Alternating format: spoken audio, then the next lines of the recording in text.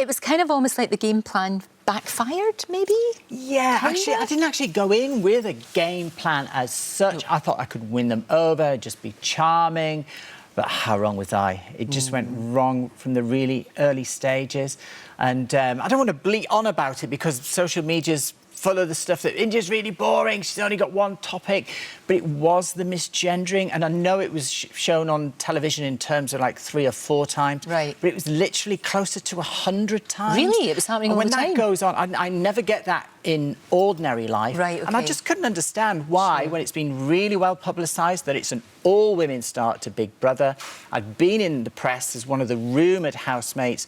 They knew it was all the women in there, right. So I just couldn't get my head round why that was happening from the off. We didn't see that it was happening all the time, to be honest. One of the things you said in there was that you have a phobia of drag queens. Now, how can you have a phobia of drag? They're fabulous. How can you have a phobia? I know. What is it, though? It's honestly, it's not the individuals who do drag.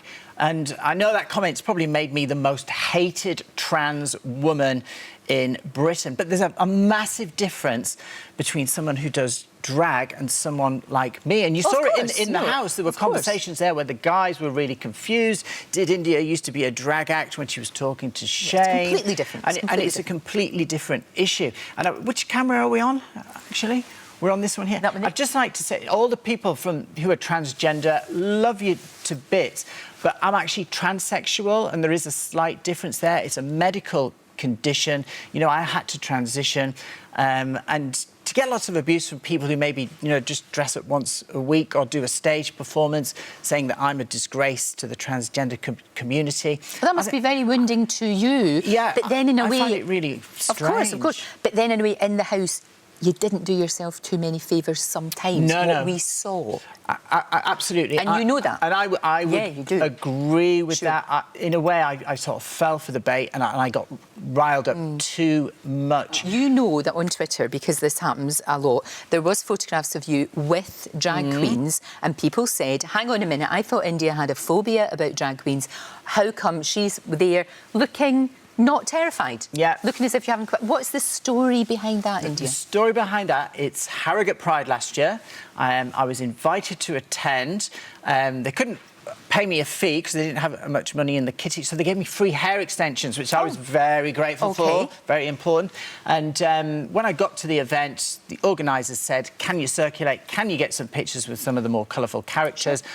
I did my job as best I could. Did you find it hard, though? But I wasn't staying in a room with a drag queen. I wasn't in their company all the time. And, you know, at the end of the day, people are conflating drag with me being transphobic or homophobic. But drag is an act, it's a performance, and just as people are scared of clowns, it's a theatrical thing.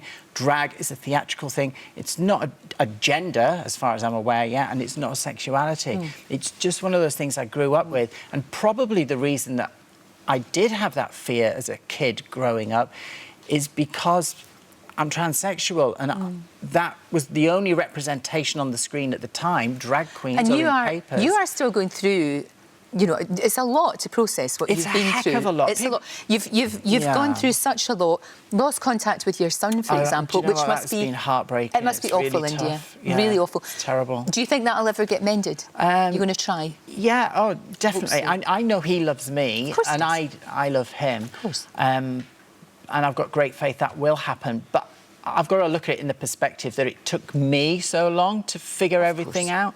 Obviously, he's only known for a couple of years now.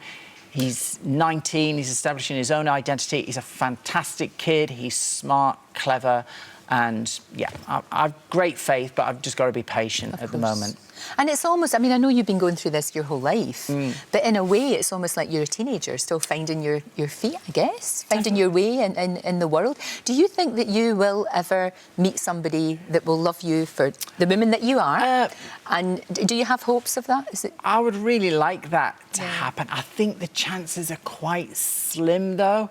It's just because of the confusion, and I think guys are really worried that they'll be seen as being maybe gay when they're not, because they're going out with me. We're too hung up in it all, aren't we? Can we not just confusing. accept each other for who we are? I really like that to happen. Of course you would. Of course. So if anyone's watching, just stick my number up. Yeah.